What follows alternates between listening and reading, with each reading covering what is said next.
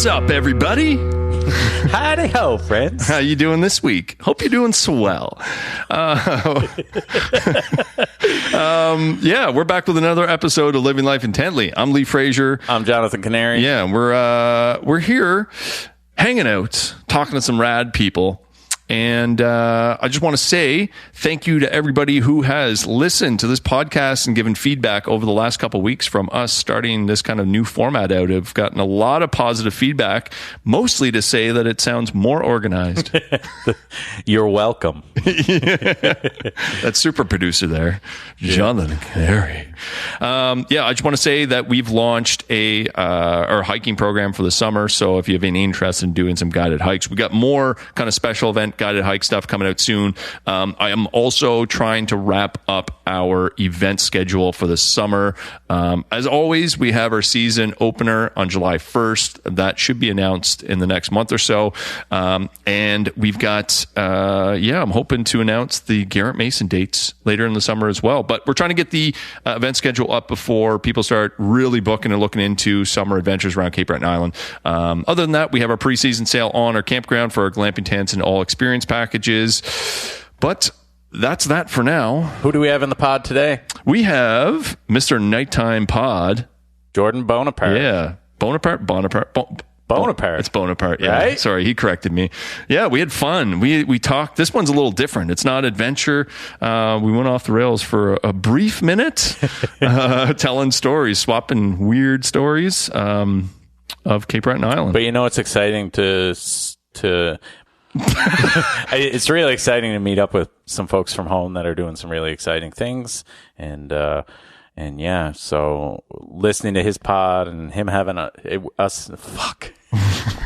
I'm doing you now. Yeah, it's really exciting to talk to some folks from home and just see that they're doing exciting things. And he does some really cool stuff with the Nighttime Podcast and YouTube. And yeah. Yeah, and we'll just jump into it. But at Live Life Intense on all social channels. Hope you like this podcast, and we'll be back next week with somebody. I do not know who, but it'll be somebody. Anyways, peace. So we are in Halifax. This is a new episode of Living Life Intently. We're here with Jodan Bonaparte. I got it that time, right? You got it. Oh, buddy. And let's clarify. People call this Halifax. This is beautiful Clayton Park. This is like a diamond in the rough of Halifax. Hey, when you're from Cape Breton, it's all Halifax. Oh yeah. Yeah. Anywhere south of Churros, Halifax. We're somewhere on the mainland. Sorry, Haligonians. Bedfordonians? What's the Bedford people? I don't know. Whatever. We don't talk about them. Okay. Those who shouldn't. Parts unknown. Hey, I used to live right down for about 6 years, just not far from where we're at right now.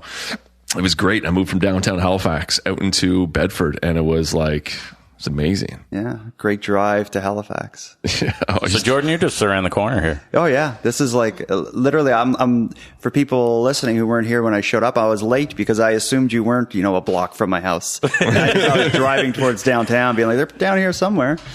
No. Tell us what you do. I'm a busy guy, but most of my attention goes towards creating my podcast, the Nighttime Podcast. Mm-hmm. But a lot of my time also goes towards raising kids. I have 2 children, and I'm involved in everything. I never stop. I'm one of those people. I think, I don't watch a lot of TV, and I think that's the difference. Everyone tells me about TV shows. I don't watch TV, but I'm involved in a billion things that I think I could watch TV instead of. Mm-hmm. That's how I do it. But anyway, I'm the host and creator of the Nighttime Podcast, which is a podcast, of course, that you would get on all the podcast places. But I also do a lot of live streaming, so it's kind of like half YouTube, half podcast now. Yep. So, yeah. And when did you start this podcast? I was one of the early adopters, I guess. This is my 7th year, which no shit, eh? 2015, I guess. Yeah, I started 2015, and I think at the time that I started, I was the first Canadian podcast that covered crime.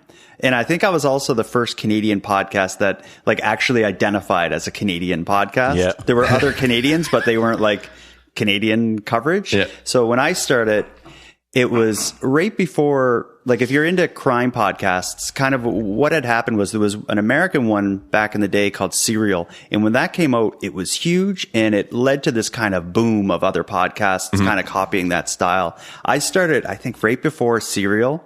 And so it was like a different scene then. It was still at the time where you would listen to a podcast, and in the middle of a podcast, one of the hosts would have to go to the bathroom. So he would just be like, I'm just going to get up and go to the bathroom. You know, like there was that, like it was loose and just way more casual. But then after Serial came out and podcasts started to grow and podcasts started getting ads, you know, it all just changed, and I've just done my best to keep up. And how's it going? That's a loaded question because you can go a couple different ways. So as far as the main reason I started, which was as a kind of a creative hobby and a way to explore stories I'm interested in, it's going fantastic. I've been able to, like, I'm someone I've always watched the news and followed interesting things. Thanks to my podcast, I'm able to really like get in touch with people involved in those stories and dig deep into them. And it's been fascinating. It's almost like, it's allowed like the news to be this interactive thing that I can like jump right in the middle of. So I love that side of it. As far as the growth and audience and all this stuff, it's gone well. I've been very lucky. Again, being an early adopter, I kind of got a bit of an audience at the beginning that's kind of stuck with me. So as other podcasts start now, they're really trying to break through so much noise that's there and find their people. I kind of got lucky by being early into it that I was already established when everybody jumped in. So I think that's the only thing that's kept me going as far as like downloads and ads and stuff. But yeah, I'd say it's gone awesome. I think podcasting's incredible. It's great to meet people, great to talk to people, and it's a great way to, you know, explore cool things. Yeah, I found out about your podcast through a friend of mine. When was that? I think about a year ago, maybe. Okay. I think he shared it to me. Yeah, so I've been listening since. I've been up on a lot of podcasts recently, but it's too much stuff going on. Well, what they say is like people like podcasts, so they start a podcast. But once you start a podcast, you can't listen to other podcasts. Either you don't have time because you're editing your own, or you kind of know how there's a saying, you know how the bread's baked or something. Yeah, I find, like if I listen to other podcasts, I hear their production stuff, and it takes me out of the conversation or whatever. So you preferred the unpolished. Yeah, I think so. But we don't put a lot of work into this. So good. we're in a kitchen right now. That's what kitchen. Big, a little bit of reverb, but you know, away she goes. Yeah, I just find like just like if let's say you have a fancy camera on the table here, if you look at other people's photography, you probably see things that kind of break the attention you would have as a layman looking at a beautiful photo or something. Yeah, it's like an extra dimension that someone who's in the production of that sees. Yeah. And I find with podcasts, that's kind of what happens to me. But if I'm listening to a new show, I'm immediately kind of hearing what inspired them, and I'm listening to how they're using music in the background. Yeah. But what I'm not hearing is, you know, the story or the message they're trying to get across. So I think making a podcast kind of screwed me over. When did you get into true crime? Forever. Yeah. I was forever ago. Being a kid of like the 80s, Unsolved Mysteries was a big inspiration. Yeah. So as a kid, I loved Unsolved Mysteries. I loved those books of, you know, horror stories and stuff. Then as I got a little bit older, my dad and we would always watch like Cold Case Files, American Justice, and like those kind of crime documentaries before crime documentaries were popular. I've always been interested. And I think I've mentioned this on my show before. I did a series of episodes about the murders at the McDonald's in Sydney River. That happened when I was a kid. And that was for a Cape Bretoner who's like my age, when the McDonald's murders happened, that is almost like if you talk to someone from New York about like 9/11 or something. It's like it was such a kind of defining dark moment that everybody is connected to in some way, tragically. And I think when that happened, that was kind of one of the stories that made me like, or one of the events or experiences that made me really follow crime and kind of the darker side of things. Then years later, Fonz Jessom came out with his book about it, and I read through it like 5 times, and I've always just been interested in it. And what's the process when you pick a story up like that and you want to follow it? Like, kind of what's your creative process from doing research to developing and producing the podcast? Yeah, so I'm kind of all over the place, and I have different styles of episodes that have a different process, but generally what will happen with me is I'll be reading the news or talking to somebody and hear of a story that for whatever reason captures my attention. Something about it is unique or unusual or fascinating in some way or important in some way, and it's so natural for me to be like, ooh, that's interesting. And then I get home and I'm on my laptop. I call it the nighttime podcast because so much of this happens at night. My kids are asleep. I'm on my laptop. I'm like, I heard about that, a missing persons case from Truro. And I'll start Googling it, seeing what other people wrote, read a few articles. And again, the benefit of having my podcast is at the end of that, I can have some unanswered questions. And I'll think like, tomorrow morning I'm going to call that guy's father and see if he'll, the missing guy's father, and see if he'll talk to me, let's say, as an example. Yep. And that's kind of how the podcast is born, and or how the episodes are born. But the episode is almost like a secondary thing. I usually will get into the story, start researching, digging in, and then for my own personal interest, and then I'm like, man, I need to find a way now to record some of this and share it with people. But it just as an example, there's something I've been working on for the last 3 weeks, and I haven't recorded anything, but I've done hours of just, researching and talking to people and meeting people. Now I just need to think of how I can put it together and share it with people. Wow. So that's kind of my process. Yeah. I'm I guess obsessive a bit about if I have a real narrow focus. So if there's let's talk music. If there's a band I'll discover. Recently, I started getting into Kiss. Yeah. I just, for whatever reason in life, I never got into them.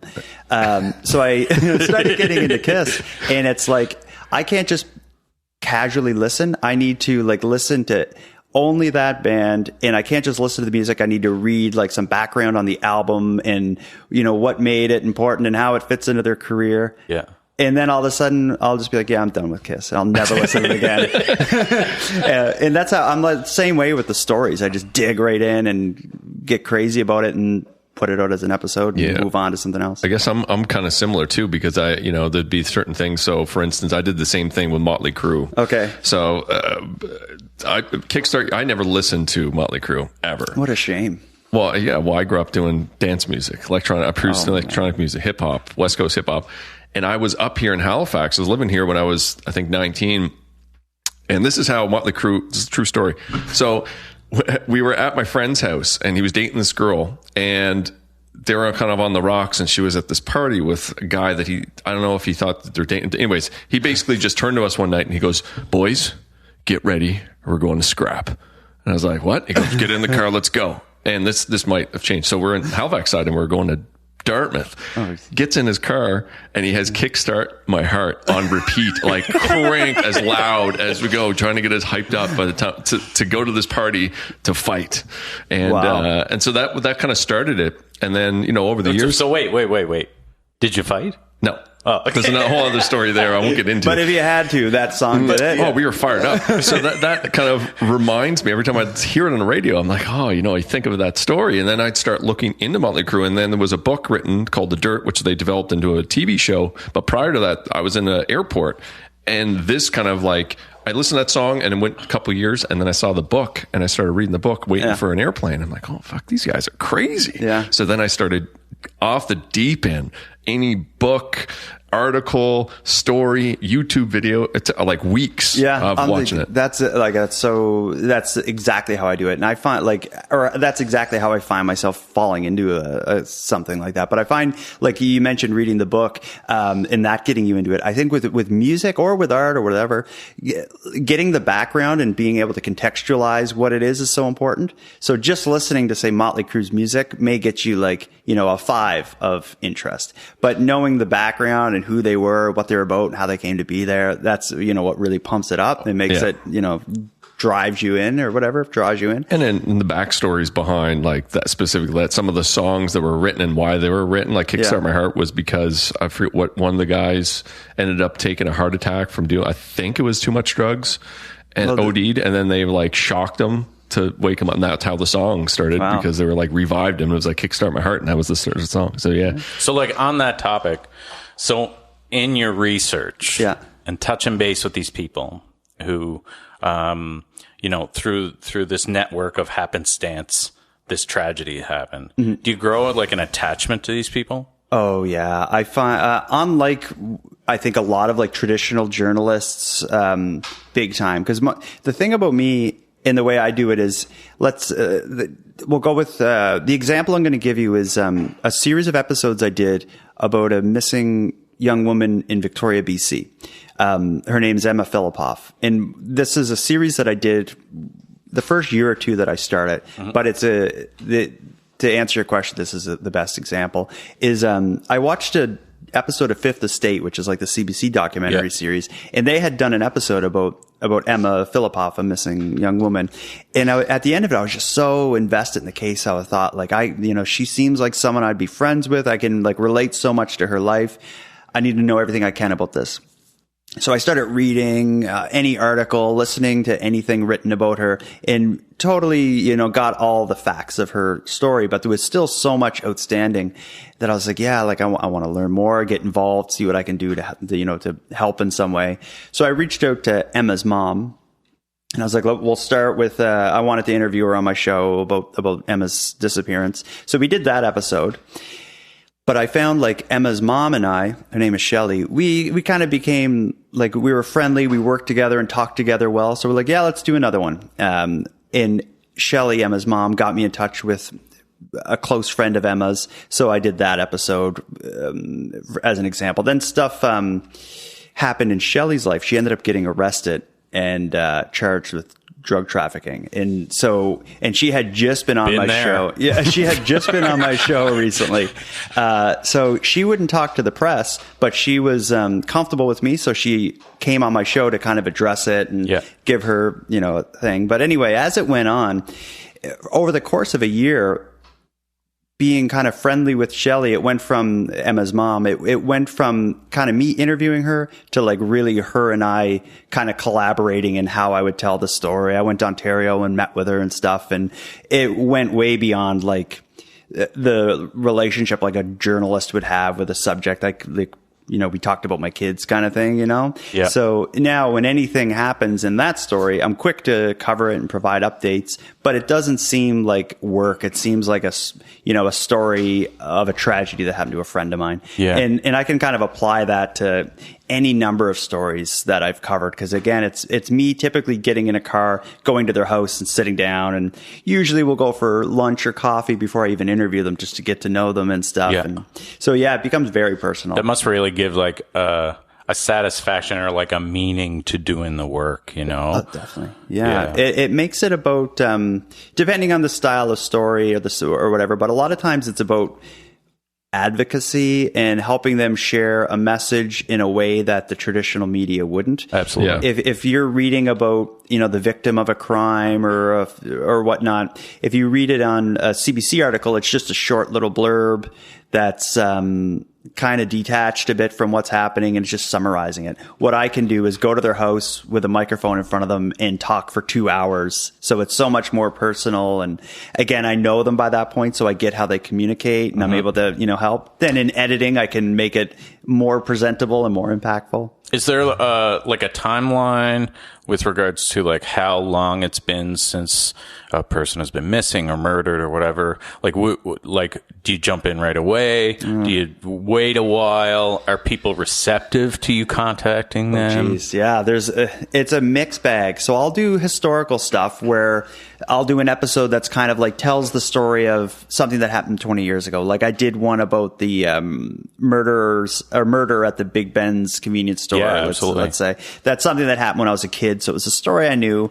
the podcast allowed me to share the story with people who aren't from the area or people from the area that don't know it. But it also, by doing the podcast, gave me an excuse to kind of get court documents and learn about the story in a way you wouldn't by reading the press, as an example. So some of it's older stuff that have happened a while ago, but then I do current stuff as well. Like I have an ongoing series now where I'm doing weekly episodes covering the mass shootings that started in Portapique, that whole thing. And that's a weekly episode where each episode is really covering the week's developments. So it's completely real time, like breaking news. Yep. And we have even people from within that story leaking documents to us and stuff. So it's like breaking news kind of current things. So it's two completely different styles of podcast. Yeah. But I do both. Yeah. And I don't even really have a preference between them. It's just like, it's all about where the story is. Yeah. That. And also I think, I've done it for like 7 years or something now. And if I did the same style of episodes or even the same topic, I'd be so bored by now. And you guys probably get that. It's like, I just find like mixing it up, it's, makes it interesting. That said though, I'm sure I could find like what style does the best for downloads and just focus on that and maybe do better. But I would just be bored. Well, we were talking before we went rolling here, that, we're really enjoying this where we've kind of taken the podcast to a place where we can talk to people who are doing really interesting things. It's not necessarily exclusive to, the outdoors or whatever, but we try to showcase local artists and entrepreneurs and whatnot. And, we're really enjoying the diversity this season. Yeah. And I mean, it was kind of like, it's underneath the Live Life Tents brand, which is like, adventure, outdoor, backcountry, camping, that sort of stuff. And that's kind of originally how I thought this podcast was going to go. But after a while, it was like, this is just another arm of stuff that us as a brand company, whatever, have interests in. So why not kind of break off from that? It's the same deal. It's like, I'm always doing things outside. We're doing things, in the summer is our big season. We're doing winter trips, but to have something else to keep it fresh and not just the same regurgitated stuff over and over again, because I'm having, like, I do all of our own marketing, like the Instagram, that sort of stuff. And I find you're talking like, photographers get really in a slump. Videographers get in a slump when you're doing the same thing over. Musicians get in a slump when it's the same. That's why, bands try to change up their sound. However, sometimes that comes with, poor feedback from past fans, because that's what they want to hear. But that's the whole point of doing this thing, is just to have another leg of something that we're interested in, to keep things fresh and share different people's stories, because it's always interesting. When we're just sticking to outdoor stuff, it's like I follow some of those podcasts and they become really stagnant after a while. And really become niche too. Like I find that's one thing, especially early on with my show, that it helped is the only thing, or the only thread that ties all my episodes together after 7 years is it's all Canadian based stories. Either the people that I'm talking about or the events or the places are all Canadian, but I'll do like one episode that's again like a crime. Yeah. Then I'll do an episode about a haunted house. Then I'll do an episode about a missing person. Then an episode about an archaeological mystery. And then an episode about UFOs. I was just going to say UFOs because I've heard some of those. Yeah. Then I'll go back to crime. And so it's kind of all over the place. And the way I saw it is kind of like, every episode, if it's set in a different place or of a kind of different genre, you're reaching a different group of people that look for that niche.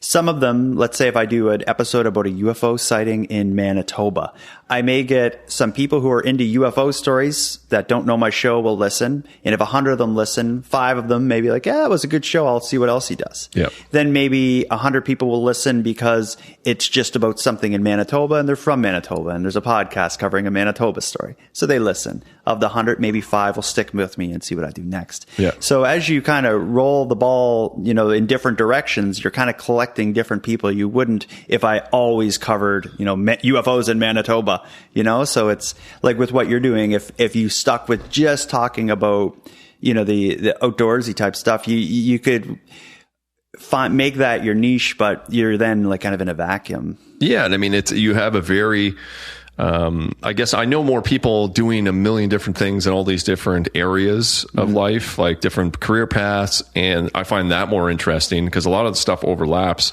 and the pool is just much bigger to pull from here. And there's so many more stories to tell just from people from the East Coast rather than trying to find the next adventurer, because there's only so many people that are doing crazy things. I mean, there's a lot of people doing wild things here, but wild things you can talk about. And like our Venn diagrams overlap where we're all from Cape Breton. Yeah. And we all do a podcast. Yeah, there you go. That's right.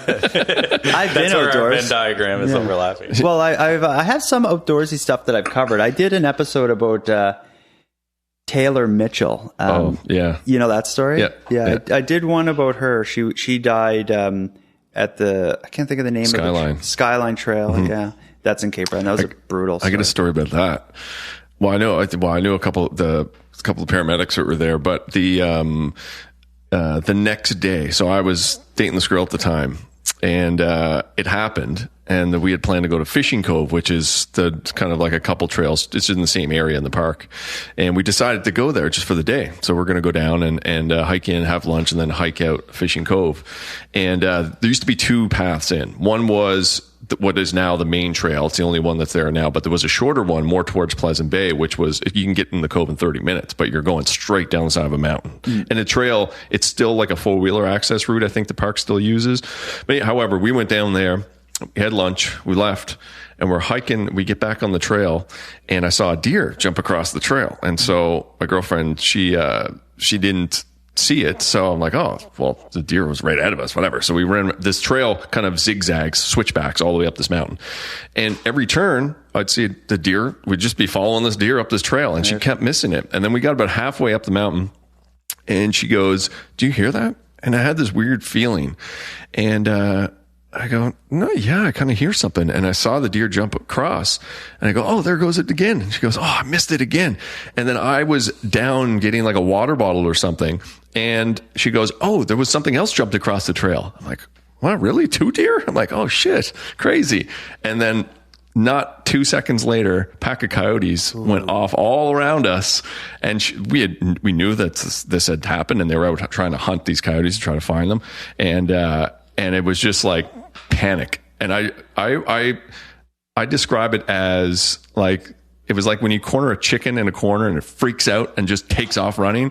Well, she went, instead of going up the trail, went straight through the woods, straight up the mountain. And I'm there with a fork and knife in my hand. Like literally, I had no knife on me. I had a butter knife and a fork. But did you have Motley Crue blasting? in my mind. But we got up the mountain, and so we got up to the car, and we ran up the top of the mountain, got to the vehicle, and I was like immediate, both of us puking, just like puking. And we're like, oh my God, that was crazy. That was crazy. Yeah. Oh, they freaked me out, those animals. And then after hearing that story, for people who are listening that don't know, she was a young woman who went for a walk on the trail and was attacked and killed by a pack of coyotes that were killed after they ended up finding the coyotes, I think. I don't know how you can know which one it was. It's not like they have like trophies with them. No, but I think the autopsy of the animal confirmed that she had fed them. And that's why they attacked her. Right. Interesting. But they did in fact find the coyotes that did it, because they found like parts of her clothes. Okay. I got it. Yeah. Oh, wow. It's freaky. Yeah, that's a freaky story. But, I know. And she was like, not to freak anybody out who's going out hiking on the weekend, but like, just don't feed the animals. And she was alone. That was another thing. And I can't. The idea of like a young woman, like whether it's a young woman or a young man, going on a hike alone without people knowing where you are and stuff, just seems like a bad idea. Yeah, absolutely. Yeah. So you mentioned McDonald's murders. Yeah. Big Ben's. Any other favorites? Oh, jeez. I have so many favorites. With you guys from Cape Breton, this would be in my favorites, probably in my top 10, is I did a 2-part series about Chickyphee. Oh, yeah. So that's the guy. I did listen to that. Yeah. So Chicky, when I was a kid, it was, so he was, His name is Chickyphee. He was a guy that became famous around Sydney for just literally getting bombed drunk and doing karaoke. Yeah. And he gained such a following. He always did the song Wild Thing. Sometimes he'd do Yellow Submarine.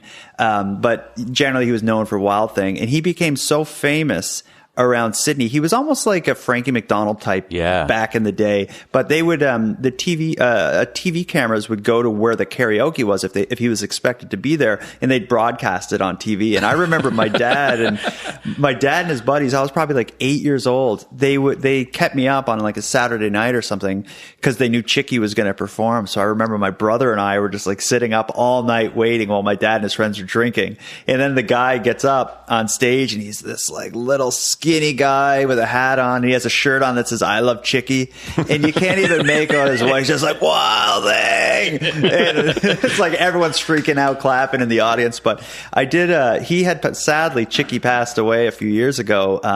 I interviewed his brother, I think. Yeah, his brother and one of his best friends, kind of about like his life. And I think, I love that story because like the story of Chickyphee and the clips and stuff. I found a lot of clips and videos of him that I was able to use. The story's awesome, but it's also just like a story like that. I think only exists in Cape Breton in the late 80s, early 90s. And like when I air that on my show, people are listening from all over the world. And so they just get this little like taste of how wild and crazy and weird it gets, like around here. But I love that story. That was one of my favorite ones. And I think like like I said, at the time they were selling shirts for him. It just said "I Heart Chicky." People, my dad had one. They were all over the place. But wow, what a guy! I'd like to see one of those shirts, or get one of those shirts. You know, I don't know if you remember this. There was a bar in New Waterford called Jack Duggan's. Oh, are you going to talk about Survivor? No, what? Oh, I've been there 100 times. What? Do you know what Survivor was? No. Okay, tell me your Duggan story, and I'll tell you the crazy one. Just that when I was younger, my uncle would put it on. They would broadcast from there and put it on community access. And what were they broadcasting? Karaoke. Okay. But it would get crazy. Like women taking off their bras and like just really crazy drunk people. And I have like a few flash memories of it. Yeah. But when I watched the Chicky, that's exactly what it reminds me of. You know? So Jack Duggan's, the same bar you're talking about. When I just turned 19-ish, maybe 20, 22, like that age range. So we would have been talking 20 years ago or so. Jack Duggan's did this thing called Survivor. And what it was almost like a talent show where you would go on stage and do whatever your talent is, whatever would get the audience to go nuts. And at the end of the night, they would pick a winner and the winner would get something. And then after, say, like 6 weeks or something, they would get the 6 prior winners on stage and they could win big money. Like, I don't know what it was. It was like enough to make you go nuts, maybe 10 grand or 5 grand or something. Yeah. And anyway, Survivor. Which is wealth. Oh, big money in New Waterford. Yeah. So hopefully children don't listen to your podcast, but the night I went, it was, the prior winners were doing like the championship. Mm-hmm. So I had a friend from New Waterford, Craig Martell, shout out Craig. Yeah. Craig invited me to his house and he's like, "You can spend the night here. We're going to go to Survivor. It's the craziest place." So we went and, we're all just at the back of the room and the event starts. And the first person to get up was this old man. And all he did pretty much, they put a spotlight on him and he stripped down completely naked and put his private parts like in a cup. And everyone is like clapping and cheering. And then he leaves the stage. And I'm like, this is nuts. Then there was like someone who did like a breakdance routine. But then the final person, and here's where it gets crazy. And this is like true New Waterford. The final person was this like an attractive woman, young woman, got on stage and danced to Pony by Genuine. Yeah. And just did like a strip routine. Yep. So it was like straight up like strip club atmosphere at this point. She stripped completely naked and danced around. Like there was no pole, but she was kind of imitating that sort of thing. Yeah. Everyone went crazy, clapping and whatever. The event ends. Yeah. And when it's time to choose the winner, she's the one who won. And so she gets, she goes up on stage and gets the money. But while she's on stage collecting the money, people in the audience start freaking out because she shouldn't have won because she's underage and she shouldn't have been in the bar. God. I was at the bar. We're at the back and like you could hear it. It was like a fight didn't break out, but they were screaming, like didn't want her to get the money. They thought the man who put his private part in the cup should have won because she shouldn't even be in the bar. And anyway, I'm just like, what kind of place is this? And they ended up not giving her the money and kicked her out. Chaos. Oh my God. So anyway, that's New Waterford. Yeah. Yeah, that's great. You may want to cut that. No. That is but staying in. I'll tell you, if you start talking about stories about Cape Breton, it's going to get to that. In fact, just one other. Give us the stories. So I do this thing often in the morning where this is something that happened yesterday. I do this thing in the morning. I'll get up and I pour a coffee and I'll play guitar just to kind of wake myself up. And I will often live stream it on Instagram. I've watched. Okay, yeah. Yep. So yesterday I have my phone there. I'm playing guitar and just talking to people on Instagram. And someone writes like, do you know the story of the crazy Malkie Woodland show? Oh my God. So I don't know if you guys know what this is, but it's like anyway, someone says that, and I'm like, I don't know the story of Malkie Woodland, but I know of Malkie Woodland because when I was 12, like when I first tried pot, my drug dealer was this man named Malkie Woodland, and they're like, it's the same guy as a YouTube channel. Anyway, it's like so the coincidence of like that question was kind of nuts. But then I went online, and sure enough, he's like an old man now, and he has a YouTube channel out of New Waterford, I think, where he's just ranting and raving. And like he could be a WWE wrestler. Oh, in real life, yeah, totally. Well, there's a great episode of that where I don't know what he did, but the police show up and arrest him while he's live streaming. Oh my goodness! And it's like. It's actually brilliant. They're putting him in cuffs and he's talking to the camera. When they asked me about it, I didn't know he was YouTubing. I hadn't heard his name in years. But when I was like 12 or 13, he had an apartment near my house, and that's where everyone in the neighborhood was buying pot from him. But like the first time I was in his house to buy pot, his place got raided. While we were there, someone's banging on the door, and he was like, don't answer it, they need a warrant. And you can hear from behind the door like, we got a warrant. And I'm like 13 on the couch, like, I'm going to jail. And he's like screaming through the door, and me and like another friend are just on like want to get out of there, not involved at all. Then all of a sudden the door gets booted down, he gets arrested, and they let us leave. But anyway, that's the only time I've ever seen him until yesterday when I found out he had a YouTube channel. Oh, there's a deep dive to be had on that YouTube channel. I'm sure that's coming on my show. I'm going to try to get an interview with him or something. Oh, he'll do one for sure. He will, yeah. Will you guys go do it for me? I don't want to see this guy. 100%. Yeah, we'll go and record it, and you can zoom him. Yeah, that sounds good. Wow. Yeah, Cape Breton's a special place, and I love it. And I think with my show, I try to find like the stories that we know about the crazy stuff that happened. I try to find those all around because they're there. It's just you don't hear about them unless you have insiders, like people like that are from that area. You would never, like Googling, you would never find out about Chicky or Malkie Woodland or Survivor Nights at Jack Duggan's. But if you talk to people from the area, that's the stories there. Yeah, I'll give you a few off air. Okay, good. Yeah. There was a there's when we were growing up, there was the shootouts in Bay St. Lawrence where they blocked the road with the burning car. Right. And then there was a guy probably in the 70s. It's a story I was told when I was growing up, and he was arrested, put in prison in Sydney, escaped, and got back to Margaree. That was running around between the communities, and people were so they were hunting for him with dogs and all that shit, but he was like evading the police forever. They had helicopters looking for him and all this sort of shit, and people were feeding him because they knew him and would leave food outside and that sort of stuff. And then he just kind of disappeared, and then ended up turning himself in Ontario or something out west, and then went back to prison. Wow. So it's like shit like that happened, and like all kinds of stuff, crazy stuff when we were growing up. Man. And it used to be a weird, like when we used to grow up too, I remember seeing like the, you'd be nothing be at an intersection, and all of a sudden there's cops at every major intersection on the Cabot Trail through Margaree and stuff, and then SUVs heading towards Shetty Camp and drug busts and all kinds of crazy shit. I'll tell you a crazy one that's pretty relevant right now. All right. So so 3 years ago now, I spent a couple of days in jail. Okay. And as we all should. Yeah, well, on drug charges, I've come out of it pretty good, but at the Cape Breton Correctional Facility, there's this guy, and he's like looking through the window at the end of our range.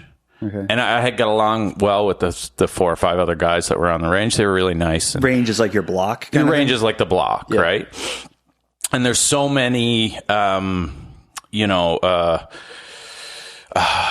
know how to say this, so I'll just say it. There's so many like pedophiles and rats and things like that the what do they call it? The isolation? No, protective custody or whatever is the main ward. Okay. And then all the protective custody wards are like general population. Okay. Yeah. General population ranges became protective custody range. Okay. Because there's so many people in protective custody there. Oh, yeah. Right? Yeah. And then the protective custody ranges became general pop. Okay. So there's only like 5 guys on my range, and we each had our own cell. Yeah. Which, was pretty good for the 2 days for the day I had, well, the 30 hours I had to spend there. It was pretty nice to have like a little bit of some sane people that weren't pedophiles. But at the end of the range, there's a window that looks out into the main hall, and there's this guy, and he looks all crazy, and he's got this big scar down his face, and he's looking in through the window, and I said, guys, like, who's this? And they popped up, and they went to the end of the range, and they're talking to this guy. They said, this guy's name's Steve Skinner. Okay. And I'm like, okay. So we get to chat about this Steve Skinner guy, murderer from Halifax. Yeah, I recognize the name. Fled. I don't exactly. I think I know what he did, but I don't want to say because I might misspeak. Yeah. And he fled to, I believe, Venezuela. Oh, yes, this guy. He's a scary, bad dude. Right? Oh, yeah. So apparently he runs the inmates, right, at the time. So he is like boss of all of the inmates in there because he's like the craziest guy. So when he first got arrested on something, they let him out on bail. So let's say it was drug charges. Then he murders someone, gets on a plane, flies to Venezuela, okay? Starts a drug cartel in Venezuela, murders these American tourists. And now Interpol's been looking for him for this murder in Halifax or Dartmouth or something. And he murders these American tourists, gives up his location. Like they know that he did this, right? By his description, because he's got this big, he's a scary looking dude.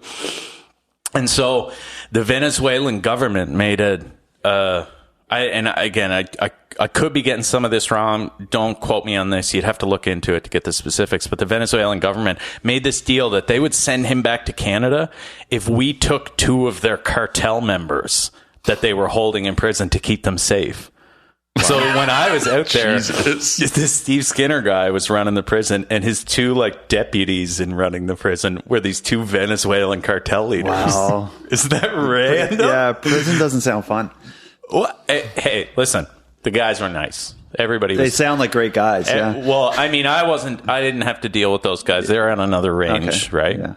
So the guys that I was there with were there on drug charges, and their life was in as big of a shithole as mine, right? Are these drug charges that wouldn't be illegal today? Like, I know. Okay. No. Just when you hear drug charges, 12 of them would still be illegal. They would still be bad. Okay. Yeah. All right. Cool. Well, there we go. We went down that rabbit hole. Yeah. But yeah. So it's just crazy. Like sometimes how those stories play out over like such vast distances and such vast time, and and they'll have tentacles that reach all different directions. I find that all the time. I'll cover a story, and next thing I know, I'm trying to get a hold of someone who lives in another part of the world that's vaguely related in some way. But yeah, it's interesting. But back to your podcast, like what's coming down the pipeline that you're excited about? Can you Can you leak a little bit? Oh, definitely. Okay, there we go. So, and it's not so much specific stories. It's kind of what I'm trying to do. Like, one of my big inspirations is this radio show that I listen to all the time that's called Coast to Coast. It was big in like the 90s into the early 2000s, and then it stopped. And it was hosted by this guy named Art Bell. And he aired for like, say, 5-hour episodes, and he aired like 7 nights a week, and it was an overnight thing. Wow. But the way Coast to Coast worked is it was just him in his basement with his radio setup, and he would talk to anybody about anything, but it generally was darker stuff. It could be paranormal, conspiracy-minded stuff. And he was getting a lot of people since it was the 90s, they couldn't email. They'd either like call, or he had a fax machine, so people were faxing him while he's on air, and he'd be reading from the fax. But his show, it was just amazing to listen to because he had an open mind. He could talk to anybody, and it's just amazing stuff. But anyway, I always try to, I think of his show and Coast to Coast and the way that works, and I try to incorporate it into what I've been doing. But the issue I always had is my stuff is pre-recorded and then released, so it didn't allow that real-time interaction. So I've been looking for ways to overcome that. Mm-hmm. And so what I started doing last year, in 2021, was doing most of my interviews. I would live stream them as I was doing the interview, so that way people could ask questions in the chat and whatever. And that kind of made it feel a bit more like a live show. But this year in 2022, my plan is to ramp that up even further. So what I've been doing now is I have 2 nights that are like scheduled live recordings that have a theme. On Sunday nights at 9:15 Atlantic time, I partner with Paul Palango, who's an investigative journalist and an author, and we do our weekly, kind of roundup of what's been going on related to the Nova Scotia mass shootings in Portapique. Okay. So that's like a night. And as we do our recording, we live stream it. I have a separate phone where people can call in and ask questions or give feedback in real time. And then the audio for it's released as a podcast a couple days later. Then every Tuesday night, at 9:15 Atlantic, I do a live series called Keep Canada Weird, Ooh. Which is specifically a roundup of weird news. So we take my co-host Aaron Corbett and I. We look at as we see something odd in the news or notable or interesting in some way, we just kind of sit it aside, and every Tuesday night we do the roundup of the weekly weird news. People can call in and react and whatever. So there's that. What I'm planning to do now is add a third night that will be, I haven't said the theme yet, but I'm still kind of debating what it's going to be. Mm-hmm. But I'm hoping to have 3 nights a week that are these kind of live shows that are released as podcasts. And then separate to that, 1 episode that's my traditional style of like documentary style. Yeah. So right now it's more so my focus isn't so much on like the specific stories that I'm doing, but it's more getting my show set up to kind of take more on of this format going into the year. So, and where do you do the live streams? It's all on YouTube. So, yeah. And is it for anybody to access, or is it through Patreon? Oh, wide open. It's like I'm on YouTube just as nighttime podcast, and all my old episodes are on there, and you can watch the live streams, get in on the chat and stuff, and it gets quite wild. And then I do after shows too. So if I'm doing my live stream about whatever, when it ends, I stay there, and people can call in and chat, and kind of, I call it open lines. So I'll just have my phone open and people can call and chat about whatever. Cool. And we get some wild stuff. In fact, 2 weeks ago, I had a lady called after my live stream, and she was really upset, distraught, kind of crying, panicky. She believes that there's like a satanic cult within the government and the police within Nova Scotia that are out to do her harm. And she claims that they took her daughter due to Satanists that are within the CPS, like Child Protective Services. Yep. So we talked for a while, and it was wild and very easy to roll your eyes at. But some of what she said was pretty fascinating. And then after I aired that, I checked my mail just a couple days ago. I have a P.O. box for my podcast, and I had letters from somebody who had very similar stories. So that's kind of becoming this ongoing thing. Just as an example of how weird it can get. Dun, dun, dun. Yeah, it gets really weird, but I like the you probably can relate to this, but when you make a podcast, it's three of us at a table with our microphones. You release it to however many people, but it's not like you don't feel like we're in front of an audience or anything, because the people you release it to, they're going to listen to it, and you don't even know if they're going to listen to it. But if they do, chances are you're not going to hear from them. And if you do, you're only going to hear from a fraction of a percent of them or something. By doing it live in the way that I've been trying, it makes it feel like more like a show. And I don't know, it's exciting. And I find a different energy comes out of the conversation by having people like watching in real time and interacting in real time. And I get pumped for it. Like when it's Sunday night, I'm like, oh man, like 2 hours and me and Paul are going to do our thing. But yeah. Wow. Jeez, I didn't think it was going to be that crazy. I love that. Yeah, it's cool. It's fun, but it's also, it's not for everybody. Not everybody wants to sit down on YouTube and listen to something for an hour or 2 hours. And those people can just listen the way they always have, because the podcast version comes out. And if you listen to the podcast version, you'd hardly even be able to tell that it was done that way. So. And I got just a question about your followers. I'm just curious. Like, do you see all the analytics from who's listening, where they're listening from? Yeah. So I like my podcast, the podcast version.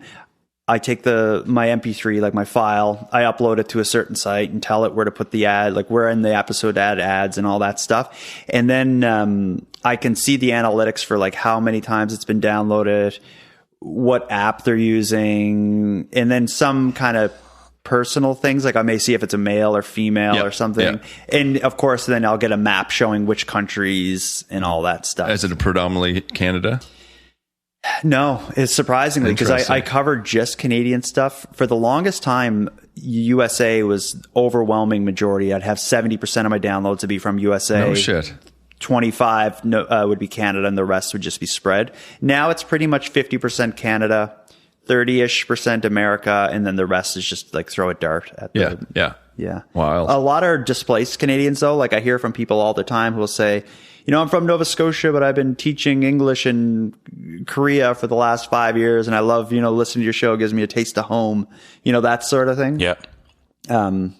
Yeah, but it's people all over. And then, of course, I get people who listen that don't even realize all my episodes are stories from one specific area. They just think it's a podcast covering like stories, and they're not even realize it. They probably couldn't point to Canada on a map. I'm sure I have people like that. What do you think? I think it's rapid fire time. Rapid fire. Fire. I don't know which one it is. This one? No. Oh, wrong one. Rapid fire. I mess it up every time. Every time. Okay. Jordan, have you listened to Apology Line? I don't know that, no. Ooh. It's a podcast, I'm guessing. It's great. It's something you listen to. It's weird. Okay. Yeah. Right. You should listen to it. I'm sure I'd dig it. What's the concept? So an artist in New York in the 80s opened an answering machine on a line, and people would call in and leave messages. Okay. And there's like a whole thing surrounding these murders and everything that gets divulged. Yeah, that sounds up my alley. I'll check it out. Right? It's pretty cool. Biggest inspiration? Would be Art Bell and Coast to Coast overall. However, when I first started, there was a podcast called Mysterious Topics hosted by two mail carriers from the United States. Yeah. They were the first, that was the first podcast where I'm like, yeah, I could do that, because they had no background, nothing that made them special or in a position to actually host a podcast, yet it was fascinating to listen to. And I was like, yeah, they're doing it, I should do it. Cool. When are you most productive? I'm guessing the show's called Nighttime.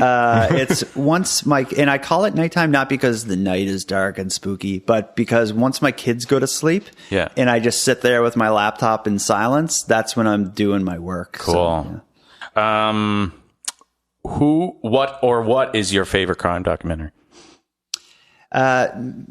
Not necessarily. Well, I guess it could be a crime. The crime may be vandalism, but there's this documentary called Resurrect Dead. Yeah. And it tells the story of, there's these things called people call them the Toynbee tiles. And it's this phenomenon across the U.S. where somebody was making out of, linoleum tiles that are used for flooring. They were making these elaborate patterns with strange messages and using tar to embed them on roads. Yeah. And these kind of filmmakers set out initially research like who was making them and what the messages would mean. But in doing so, they found out that these tiles weren't only in like San Francisco, they were in Mexico, they were all over the US. And the documentary gets really close to figuring out who was leaving the tiles and why. And it's an amazing story. Yeah, I think I've seen it. Yeah, it's very good. Yeah. If you have anyone who's into cool stories, got to check that out. Is it like a series or just a one-off documentary? One-off's probably 2 hours long, and it's fascinating. If you're into kind of, like weird stories and kind of how creative mental illness can make you be, maybe you could get it's a cool story. I dug it.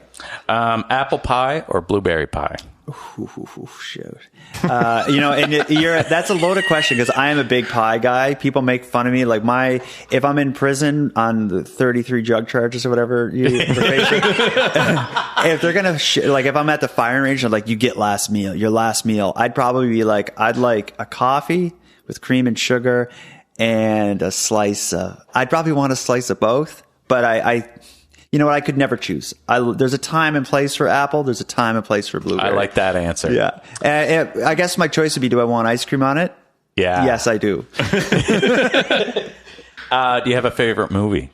I would have to say Blue Velvet by David Lynch. Ooh. Yesterday was his birthday. It's the story of a guy who finds an ear in a box in a field and sets out on a mission to figure out like whose head it belongs to. Where does the ear come from? And he finds himself deep into the dark underbelly of his seemingly perfect town. Cool.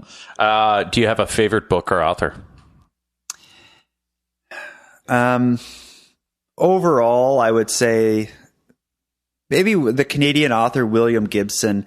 He's from Ontario, and he's kind of the one who came up with the cyberpunk genre. A lot of the motifs and the things he comes up with in his stories, people would know as being in the Matrix, but he did it all first. Yeah. And he kind of, the book that he wrote that's my favorite, it's called Neuromancer.